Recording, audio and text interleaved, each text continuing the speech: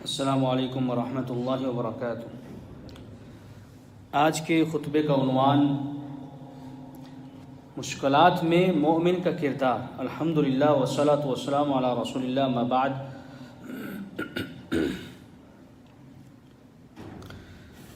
تمام تعریفیں اللہ کے لیے ہیں، تمام میسر نعمتوں اور فضل و کرم پر میں اسی کی حمد بیان کرتا ہوں اور شکر بجا لاتا ہوں، اور میں گواہی دیتا ہوں کہ اللہ کے سوا کوئی معبود برحق نہیں، وہ یکتا ہے، وہی معاف کرنے والا اور بخشنے والا ہے۔ میں گواہی دیتا ہوں کہ ہمارے نبی محمد صلی اللہ علیہ وسلم اللہ تعالیٰ کے بندے اور آخری رسول ہیں۔ اللہ تعالیٰ آپ پر، آپ کی آل پر اور تمام صحابہ کرام پر ڈھیروں درود و سلامتی نازل فرمائے۔ حمد و ثنا کے بعد اے اللہ کے بندو، مشکل کے بعد آسانی ہے، مشکلات ختم ہونے والی ہیں، تمام امور آسان ہونے والے ہیں، بس اپنے نفس کو پر امید رکھو اور مشکلات میں جو حکمت ہے اسے پہچانو، اور ان نعمتوں کا ادراک کرو جو تم سے چھن گئی ہیں۔ بھلائی کی طرف لپکو، شر سے بھاگو اور برے انجام سے ڈرو، کیونکہ بلا شبہ بعض لوگ ایسے ہیں کہ جب انہیں فراوانی اور آسانی میسر آتی ہے اس کے پیچھے بڑا شر پوشیدہ ہوتا ہے، اور بلا شبہ بسا اوقات دروازے بند ہو جاتے ہیں، راستے ختم ہو جاتے ہیں، نفس تنگی محسوس کرتا ہے، زمین اپنی فراخی کے باوجود سکڑ جاتی ہے، اچھے گمان کی جگہ برا گمان جگہ لے لیتا ہے، احوال مضطرب ہو جاتے ہیں، بسا اوقات نجات کا کوئی راستہ نہیں ملتا اور نہ ہی اس مشکل کا کوئی حل ملتا ہے،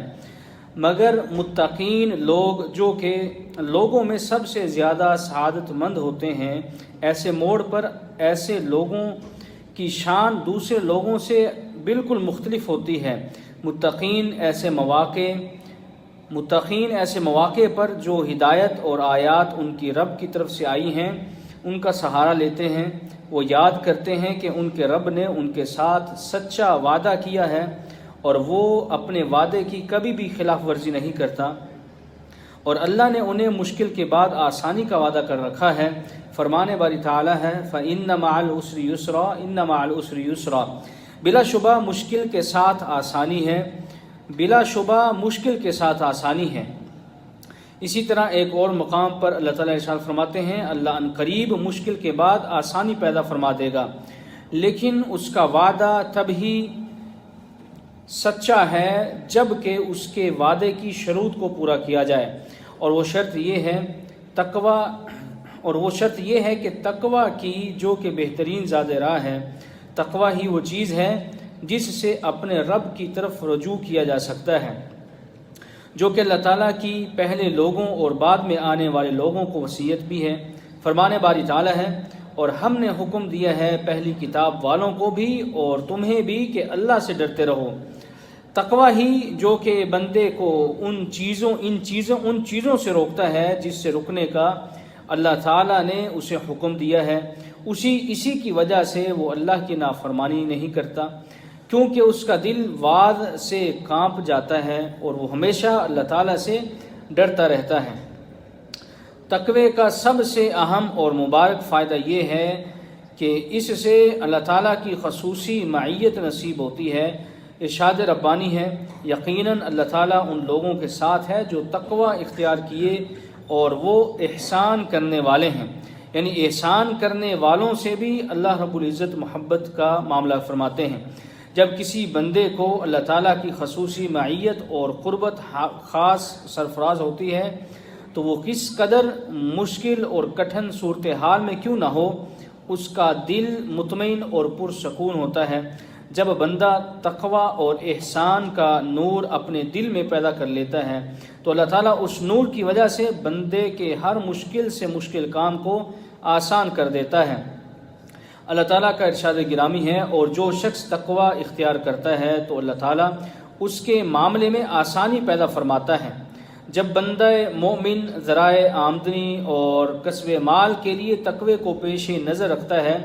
تو اللہ تعالیٰ اس پر آسمانوں اور زمین کی برکتوں کو کھول دیتا ہے اور غیب سے رزق کے دروازے کھول دیتا ہے۔ جہاں سے اس کو وہم و گمان نہ تھا وہاں سے اللہ اس کو رزق فراہم کرتا ہے۔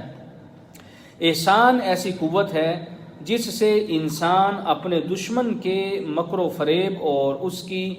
دسیسہ کاریوں سے محفوظ ہو جاتا ہے۔ اس کو دشمن کی تدابیر کو بے اثر کرنے کے زیادہ جد و جہد کی ضرورت نہیں پڑتی۔ غیبی مدد اس کے ساتھ ہوتی ہے، اور نہ صرف وہ اپنے دشمن کے مکر سے بچ جاتا ہے بلکہ اللہ تعالیٰ کی غیبی مدد سے اس پر غالب بھی ہو جاتا ہے۔ اللہ تعالیٰ فرماتے ہیں اگر تم صبر کرو اور مجھ سے ڈرتے رہو اور تقوی اختیار کرو تو تم کو ان کا مکر کچھ بھی نقصان نہیں پہنچائے گا۔